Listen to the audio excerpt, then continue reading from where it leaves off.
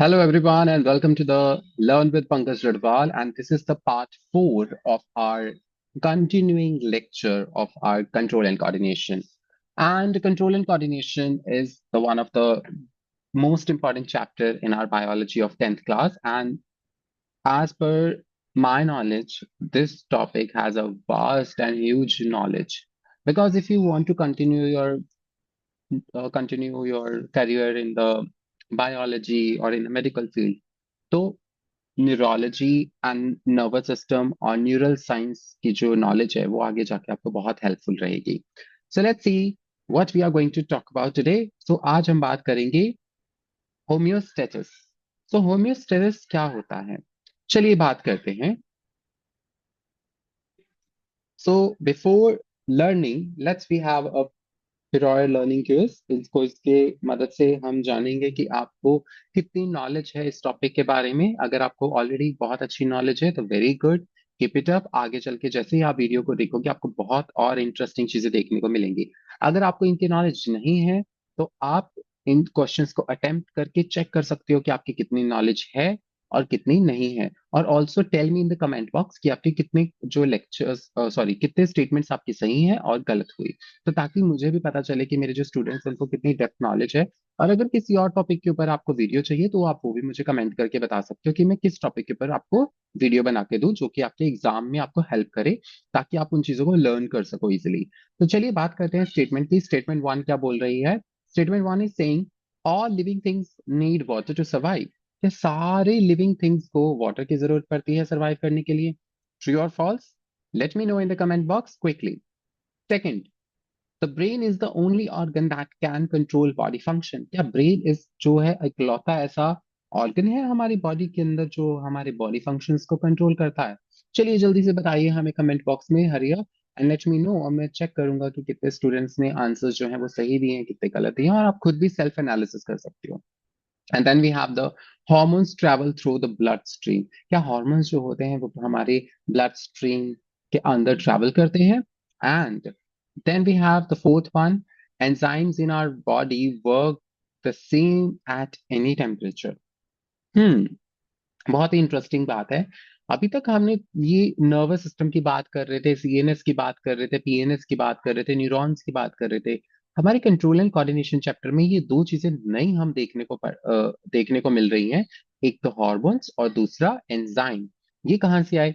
अगर आपको इनके बारे में पहले से नॉलेज है तो आप इन क्वेश्चंस को अटेम्प्ट कर सकते हो, और अगर नहीं भी कर सकते हो आप अपना थोड़ा सा दिमाग लगा के ट्राई कर सकते हो। बट अगर आपको इसकी आप बिल्कुल ही बिगिनर हो या आपको इसकी नॉलेज नहीं है तो बनी रहिए हमारी वीडियो के साथ। जैसे जैसे लेक्चर्स को हम कंटिन्यू करेंगे आपको ऑटोमेटिकली इन सारी चीजों के बारे में पता चल जाएगा, क्योंकि आज हम यही टॉपिक जो है वो रिवाइज करने वाले हैं। And then we have the spinal cord is not involve in the coordination of body response. या स्पाइनल कॉर्ड जो है वो बॉडी रिस्पॉन्स को कोऑर्डिनेट करने में मदद नहीं करती या इन्वॉल्व नहीं होती। तो चलिए जल्दी जल्दी से हमें बताइए कि इज इट ट्रू और फॉल्स और नॉट। तो चलिए देखते हैं कि आपके कितने आंसर सही हैं या कितने गलत। The first statement says all living things need water to survive. Yes, it's true. सबको पानी की जरूरत पड़ती है क्योंकि हमारी बॉडी के अंदर 65 to 75% वाटर ही प्रेजेंट होता है। एंड द ब्रेन जो है वो इकलौता ऐसा ऑर्गन है जो हमारी बॉडी को फंक्शंस को कंट्रोल करता है। नो, ब्रेन तो करता ही करता है। ब्रेन के साथ हमारी बॉडी के अंदर हॉर्मोन्स भी हमारी बॉडी को बैलेंस करने में मदद करते हैं। दैट्स वाई, क्योंकि इन्होंने ओनली ओनली ऑर्गन लिखा है, तो इकलौता ऐसा नहीं है, हॉर्मोन्स भी हैं और भी ऑर्गन्स हैं, राइट। और hormones travel through the blood stream. Yes, हमारे जो हॉर्मोन्स होते हैं वो हमारे खून के अंदर घूमते हैं, खून की मदद से एक जगह से दूसरी जगह पे जाते हैं। और हमने लाइफ प्रोसेस चैप्टर में भी पढ़ा है कि ब्लड को हम सर्कुलेटरी ट्रांसपोर्ट सिस्टम भी बोलते हैं, या सर्कुलेटरी सिस्टम भी बोलते हैं, ट्रांसपोर्ट सिस्टम भी बोलते हैं, क्योंकि वो चीजों को ट्रांसपोर्ट करता है, एक जगह से दूसरी जगह पे लेके जाता है। Enzyme in our body works at the same temperature, at any same temperature? No, अलग अलग बॉडी एंजाइम्स जो होती हैं वो अलग अलग टेम्परेचर पे काम करती हैं। कुछ होती हैं वो हाई टेम्परेचर पे काम करती हैं, कुछ लो टेम्परेचर पे काम करती हैं, right. And spinal cord is not involve in the coordination of blood response, body response. No, false, right. वो इन्वॉल्व होती है, इन्होंने पूछा है नॉट इन्वॉल्व, तो ये स्टेटमेंट गलत है। चलिए, so, what are the objectives of today? So, today we are going to talk about, describe how homeostasis regulates internal body condition. Identify the nerves and hormonal system, हमारे जो hormonal और nervous system है उसको identify करना। And explain the role of receptors, coordination center and effectors. हमारी body के अंदर जो हेमोस्टेटिस होता है वो कैसे रेगुलेट होता है हमारी बॉडी के अंदर, और कैसे वो हमारी बॉडी के दूसरे ऑर्गन्स को भी कंट्रोल करता है। तो चलिए आज हम इन सारी चीजों के बारे में बात करेंगे one by one. So let's start. Introduction में हमें क्या देखने को मिल रहा है? Very interesting, let's see. Our bodies are like machines. Yes, हमारी बॉडी एक मशीन की तरह तो काम करती है, that need everything to work just right. अब एक छोटी सी एग्जांपल देता हूं मैं। इमेजिन करो कोई मशीन चल रही है फैक्ट्री में या कहीं पे भी, कोई फॉर एग्जांपल चलो स्कूटर या कार की एग्जांपल ले लेते हैं, वो एक नॉर्मल सी मशीन है जिसके बारे में सबको पता है। अगर मैं पेट्रोल वाले स्कूटर में डीजल डाल दूं तो क्या वो काम करेगा? नहीं करेगा, राइट? या डीजल वाली कार में अगर मैं पेट्रोल डाल दूं तो क्या वो चलेगी? नहीं चलेगी। पर है तो दोनों फ्यूल। पर फिर भी अगर आप किसी गलत चीज को उसके अंदर डालोगे तो वो काम नहीं करेगा। तो वैसे ही हमारी बॉडी है। हमारी बॉडी किन के ऊपर काम करती है? हमारी बॉडी काम करती है हमारे नर्वस सिस्टम के ऊपर, हमारे हॉर्मोन्स के ऊपर। अगर आप अपनी बॉडी के अंदर, आप जो खाना खाते हो वो आपका पेट्रोल या डीजल ही तो है। आप जो भी खाना खाते हो अगर वो आपके हॉर्मोन्स को डिस्टर्ब करता है तो आपकी बॉडी जो है काम करना बंद कर देगी। So this is very very important. For example, cells need a specific temperature. हमारे सेल्स को स्पेसिफिक टेम्परेचर चाहिए होता है, इनफ वाटर चाहिए होता है, और राइट अमाउंट ऑफ ग्लूकोज चाहिए होती है। ग्लूकोज क्यों? ताकि एनर्जी मिल सके to survive, right? To help with this, our body uses control system to monitor these things and make adjustments when needed, right? हमें जब ठंड लगती है तो हमारी बॉडी वैसे काम करती है। शिवरिंग होती है। शिवरिंग से क्या होता है? हमारी बॉडी में शेकिंग पैदा होती है। वो जो शेकिंग होती है बॉडी की, उससे क्या होता है? हमारी बॉडी के अंदर हीट प्रोड्यूस होती है इंटरनली, थोड़ी बहुत। ठीक है, उससे ठंड कम लगती है तो ऑटोमेटिक रिस्पॉन्स है बॉडी का। जब गर्मी ज्यादा लगती है तो पसीना आता है, और पसीना क्यों आता है? ताकि बॉडी का जो टेम्परेचर है वो नॉर्मल रहे। तो ये सारी चीजें किस काम की? ये सारी चीजें जो हैं वो हमें मदद करती हैं हमारी बॉडी को आराम से काम करने में, और ताकि बॉडी जो है बिना एग्जॉस्ट हुए काम कर सके। और इसी को तो हम कहते हैं homeostasis. So what is homeostasis exactly? So homeostasis is the process that keep conditions inside the body steady even when things change outside. हमारे बॉडी का वो प्रोसेस जो हमारी बॉडी के सिस्टम को नॉर्मल रखता है, चाहे चीजें बाहर चेंज होती है, चाहे बाहर ठंड हो, बारिश हो, बर्फ गिर रही हो, गर्मी हो, सर्दी हो, कुछ भी हो, पर हमारी अंदर की बॉडी जो है वो वैसे ही काम करती है जैसे वो करती है। इस कंडीशन को हम क्या बोलते हैं? हेमियोस्टेटिस।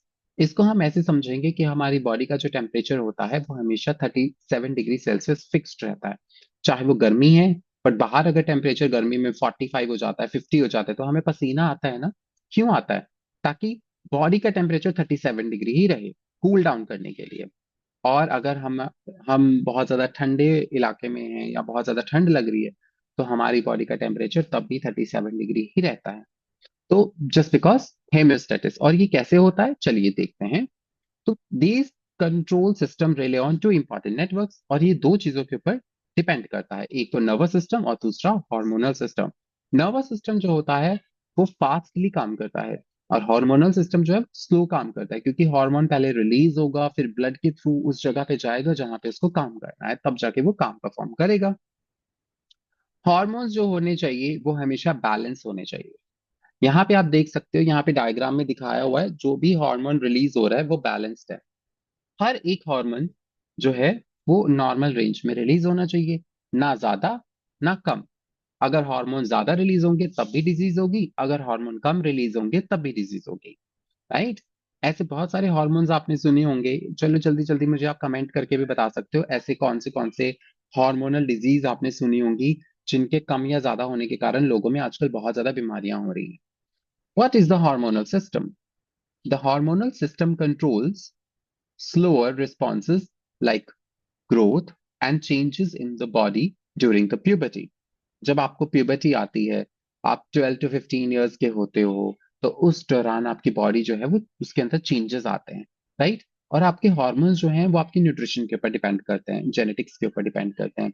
कईयों के अंदर पहले रिलीज होना शुरू हो जाते हैं, तो उनकी बॉडी के अंदर चेंजेस पहले आने शुरू हो जाते हैं। कईयों के अंदर बाद में रिलीज होते हैं, तो बाद में चेंजेस आते हैं। अब कुछ बच्चे होते हैं जिनकी दाढ़ी मूंछ पहले आ जाती है, या उनकी हाइट जल्दी बढ़ जाती है, मतलब उनके अंदर वो हार्मोन पैदा होने शुरू हो गए, राइट।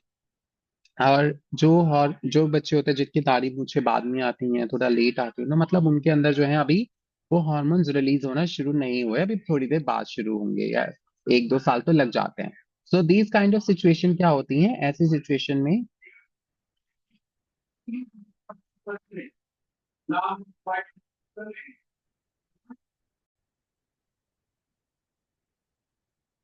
चलिए बात करते हैं। The hormone system controls slower responses like growth and changes in the body, and hormones are chemically released by glands. Yes, but hormones release कौन करता है? तो हार्मोन रिलीज करते हैं ग्लैंड्स।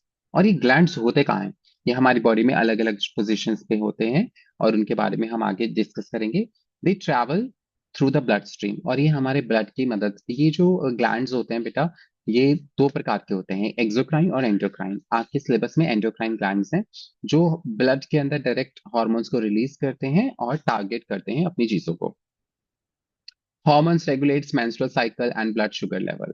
तो यहाँ पे आपको एग्जांपल दी हुई है। अब जो देखो लड़कियों को पीरियड्स आते हैं या जो मेंस्ट्रुअल साइकिल आता है, उसके कारण क्या होता है कि फीमेल रिप्रोडक्टिव पार्ट से ब्लड निकलता है, जिसको आप पीरियड्स बोलते हो, राइट। एंड जिस जो भी पीरियड्स होते हैं वो हार्मोनल सिस्टम के ऊपर डिपेंड करते हैं। और प्रोजेस्टेरोन, एस्ट्रोजन, ये हम आगे रिप्रोडक्शन में बहुत डिटेल में पढ़ेंगे, right. And blood sugar level जो होता है, ब्लड शुगर लेवल को भी रेगुलेट करता है। ब्लड शुगर लेवल जो होता है, हम देखो कोई भी चीज खाते हैं हमारी बॉडी में, जो है हम कुछ भी खाते हैं हमारी बॉडी में वो डाइजेस्ट होके ग्लूकोज के फॉर्म में हमें एनर्जी देता है। बट अब जो ग्लूकोज है, अगर वो हमने हद से ज्यादा खा लिया, हमने बहुत ज्यादा खाना खा लिया, तो ब्लड शुगर लेवल बढ़ जाता है। तो उसको कंट्रोल कौन करता है? तो उसको कंट्रोल करता है इंसुलिन, राइट। और अगर बहुत ज्यादा कम है तो ग्लूकागोन। तो वो चीजें होती कैसे हैं वो भी हम आगे डिटेल में पढ़ेंगे। सो let's C. So how does the nervous system behave? The nervous system controls fast responses, like moving your hand away from the hot objects, like reflex arcs or reflex action. It includes the brain, spinal cord, and nerves. It uses electric signal to respond quickly to changes, right? And touching a hot surface triggers nerve to send quick signal to your brain, which makes you pull your hands back, right? जब भी आप किसी hot substance को touch करते हो, आप एकदम से अपना हाथ पीछे कर लेते हो। ये भी आपके एक नर्वस सिस्टम का पार्ट है, जो कि आपकी बॉडी को हेमोस्टेटिस से बचाता है। Then we have the receptors, coordination center and effectors. ये क्या होते हैं? सो कंट्रोल सिस्टम जो होता है उसके अंदर तीन चीजें प्रेजेंट होती हैं। पहला, रिसेप्टर। रिसेप्टर क्या करता है? ये डिटेक्ट करता है किसी भी चेंज को जो बाहर हो रहे हैं, स्टिमुलस को। आपको चोट लगी, आपको पेन हो रहा है, आपको ठंड हो लग रही है, आपको गर्मी लग रही है, आपको सर्दी लग रही है, आपको कोल्ड हुआ है, any kind of change, right. And coordination centre कहाँ होता है? ये आपके ब्रेन और स्पाइनल कॉर्ड के अंदर होता है, जो भी इंफॉर्मेशन रिसेप्टर्स लेते हैं। फॉर एग्जाम्पल अगर आपको फॉर एग्जाम्पल अगर आप ऐसी जगह पे बैठे हो जहां पे आपको स्मेल आ रही है, बदबू आ रही है, तो आप क्या करते हो? आपके नाक के अंदर जो रिसेप्टर्स हैं वो स्मेल को पकड़ेंगे, स्मेल के पार्टिकल्स को पकड़ेंगे और सिग्नल देंगे ब्रेन को। ब्रेन उस चीज को, इंफॉर्मेशन को प्रोसेस करेगा कि ये जो स्मेल है किस चीज की स्मेल आ रही है, और आपको बताएगा कि ये उस चीज की स्मेल है। अगर कोई कहीं पे कुछ बदबू आ रही है, तो आप जल्दी से, अगर आपका ब्रेन जो है वो उस प्रोसेस को कवर उस प्रोसेस को एनालाइज करता है, तो आप अपना नाक जो है कवर कर लेते हो जल्दी से। अगर आपको लगता है कि कहीं पे कोई गैस की स्मेल आ रही है, सीवेज की स्मेल आ रही है, समथिंग एनी काइंड ऑफ जो हार्मफुल जो स्मेल होती है, तो उनके बारे में पता चल जाता है। या अगर कहीं पे अच्छा अच्छा खाना बन रहा होता है, तो हमारे जो नोज के अंदर जो ऑल्फैक्टरी ग्लैंड्स हैं हमारे, वो क्या करते हैं, सेल्स जो होते हैं वो क्या करते हैं, वो आ, हमारे जो सेल्स हैं वो उस स्मेल को पकड़ेंगे और उसका सिग्नल देंगे ब्रेन को। ब्रेन प्रोसेस करेगा ये किस चीज की खुशबू आ रही है, और हमें बताएगा कि ये किस खाने की खुशबू है, राइट। तो इफेक्टर्स, इफेक्टर्स क्या करते हैं? ये muscles and glands that makes the necessary adjustment. Effectors क्या करते हैं? ये सिग्नल वापस लेके आते हैं हमारी बॉडी ब्रेन से, और हमारी मसल्स और हमारे ग्लैंड्स को कंट्रोल करते हैं कि आपको हाथ पीछे करना है, अब आपको चलना है, अब आपको चुप करना है, राइट? अगर आपको कहीं कट लग जाता है तो आप हाथ अपना पीछे कर लेते हो, at any kind of adjustment, right?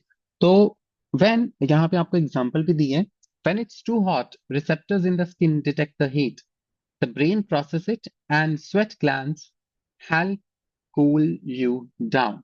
अब देखो, जब आपके रिसेप्टर्स होते हैं जो स्किन के अंदर हैं, उनको पता चल जाता है कि बाहर बहुत ज्यादा गर्मी है, और वो उस हीट को प्रोसेस करके ब्रेन को सिग्नल देते हैं, और ब्रेन प्रोसेस करके वापस जो है हमारे जो स्वेट ग्लैंड्स जो हमारे स्किन के अंदर प्रेजेंट हैं, उनको सिग्नल देते हैं with the help of effectors, जिसके कारण जो है हमारी बॉडी के अंदर पसीना आता है, ताकि हमारा जो बॉडी टेम्परेचर है वो नॉर्मल रह सके। Homeostasis and blood sugar.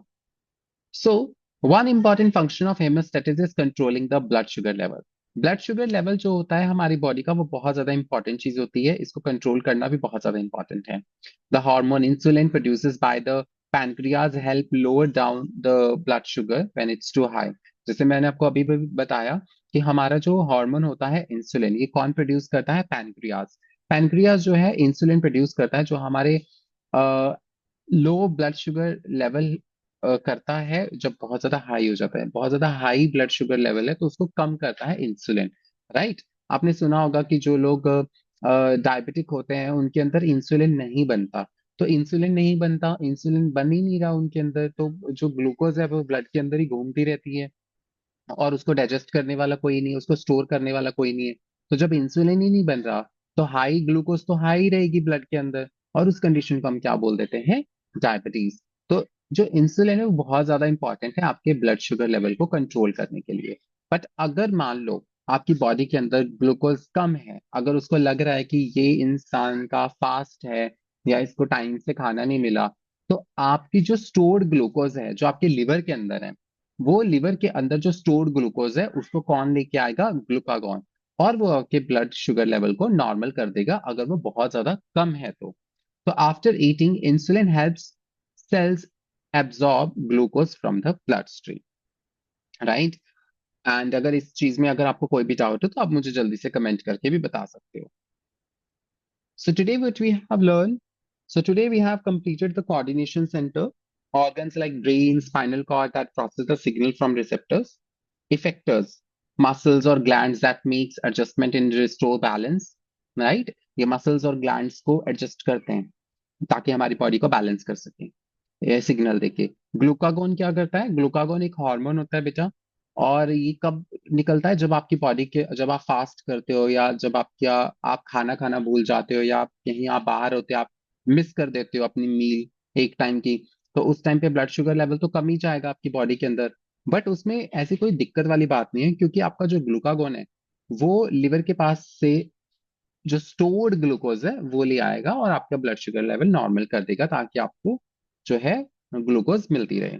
Homeostasis क्या होता है? Regulation of internal conditions to maintain stability. आपकी बॉडी को स्टेबिलिटी देने के लिए जो इंटरनल ऑर्गन्स जो हैं वो मेंटेन्ड कंडीशन में रहें, रेगुलेशन चलती रहे उनकी, स्टेबल रहें। Hormones, chemicals released by glands to regulate various body functions, right? ऐसे chemicals जो glands के द्वारा रिलीज किए जाते हैं ताकि बॉडी जो है वो प्रॉपर फंक्शन करे। Insulin, a hormone that lowers blood sugar level, right? अगर बहुत ज्यादा हाई ग्लूकोज है उसको कौन लो करेगा? इंसुलिन। एंड रिसेप्टर्स क्या होते हैं? Cells that detect changes in the environment. So receptors जो हैं वो किसी भी चेंज को डिटेक्ट करेंगे, रिसीव सिग्नल को रिसीव करेंगे, इसीलिए उसका नाम रिसेप्टर है, right? So what we have learned today? So today we have learned about how homeostasis regulates internal body condition, identification of nervous and hormonal system, and the role of receptors, coordination center, and effectors. So I hope you like this video. Please like, subscribe, and share my channel. And also share the video with your fellows. आप अपने friends के साथ भी इस video को share कर सकते हो। और जब भी आपका एग्जाम हो, अगर आपको लगता है कि आप टॉपिक को भूल गए हो, तो आप इसको देख के जल्दी से आप रिवाइज भी कर सकते हो। एंड अगर आपको किसी और भी टॉपिक के ऊपर, इस चीज के ऊपर वीडियो चाहिए, तो आप जल्दी से मुझे कमेंट करके बता सकते हो ताकि मैं नेक्स्ट वीडियो किस टॉपिक के ऊपर बनाऊं। So thank you so much and take care, bye bye.